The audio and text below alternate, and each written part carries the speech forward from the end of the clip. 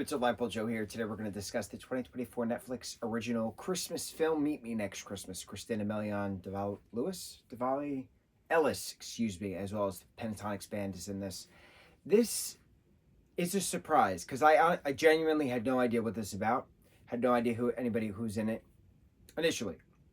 A poster popped up. I was like, that girl looks familiar. New Christmas film.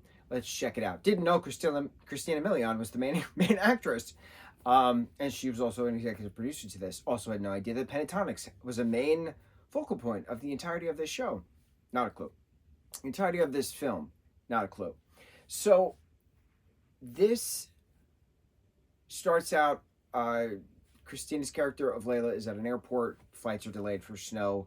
She meets this guy who bumps into her at this lounge buffet thing, suggests putting sriracha on her quiche.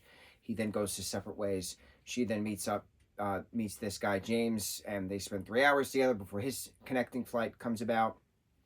They kind of make a pact that if they're single, Christmas of next year, at the Pentatonics concert, because she's just introducing him now to Pentatonics band who she loves, and she's actually missing their concert this Christmas because she's stuck in an airport. So if they're still single, if they are single, they'll meet up. May it be fate. So a year goes by, the boyfriend cheats on her. She then tries to figure out getting a ticket to Pentatonics. That's the quest of this film. How do I get a ticket to Pentatonics? How do I get a ticket to Pentatonics? She finds then a concierge service, and this guy Teddy works there, and he's assigned to her to get this ticket to Pentatonics. Impossible to get tickets to Pentatonics. And so it's a quest. We're going to go here, and we're going to go there, we're going to go here, we're going to go there. Teddy's cousin helps them rehearse for this drag contest that they have to perform at, and first place gets 2 tickets to the Pentatonics concert. But Teddy is like he's DMing the Instagram page of Pentatonics, and their assistant is then reading this, and the band gets involved. And it's very entertaining watching them play themselves, watching those incredibly talented individuals play themselves, then coinciding of getting them together and realizing that they actually like each other, that she doesn't need James, she needs Teddy all along, all these things, right? Absolutely adorable. Professing to love on stage, gorgeous.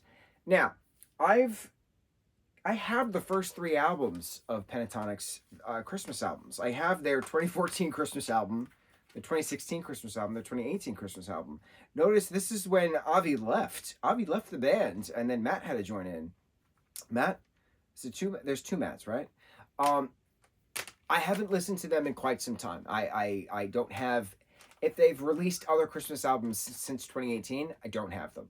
I stopped driving a car a while ago for various things, but I would play these albums on my way to whatever retail job I had working at the malls at that time period.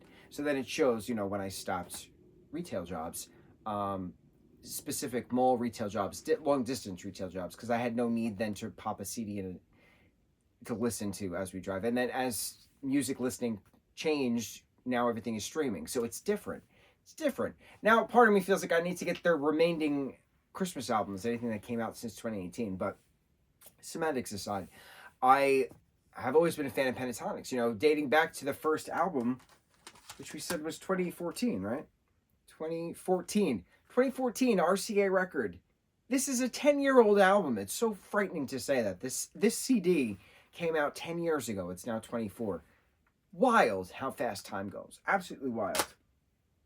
So I've been a fan of Pentatonics for a decade, obviously, since I've had the CDs for quite some time. I've loved their version of certain Christmas songs. I love their original Christmas songs. And then while I'm watching this and realizing that Pentatonics has a big part of this movie, I was very excited because I've never seen them act before, kind of a thing. I've never seen them act like themselves. So I thought that was pretty neat. Hardest task is being yourself, kind of a thing. So I thought that was neat. I thought it was very well done. It's cheesy at times, but it's heartwarming. And notice nobody is freaking the freak out that there's all these drag sequences. It's all this fabricated anger via media, and it's infuriating how stupid people are. And I'm glad that there has not been backlash to this film because of the idiots that scream. The dumber the animal, the louder the roar. What's that phrase? Who said that phrase? But I'm glad that there hasn't been backlash toward this particular project, because this particular project is gorgeous. It's inclusive. It uses a they pronoun at one point. I was like, oh, I caught that. Good for you. It's heartfelt. It's endearing. It's fate based, but it's also cherish what you have, see what's in front of you, kind of a thing. It's wonderful. It's wonderful. It's well thought out. It's an hour 45 minutes. I didn't mind the length of it. I was very impressed. Meet Me Next Christmas, 2024 Netflix original film. I will definitely be watching this again. On to the next review. Thanks for mahalo.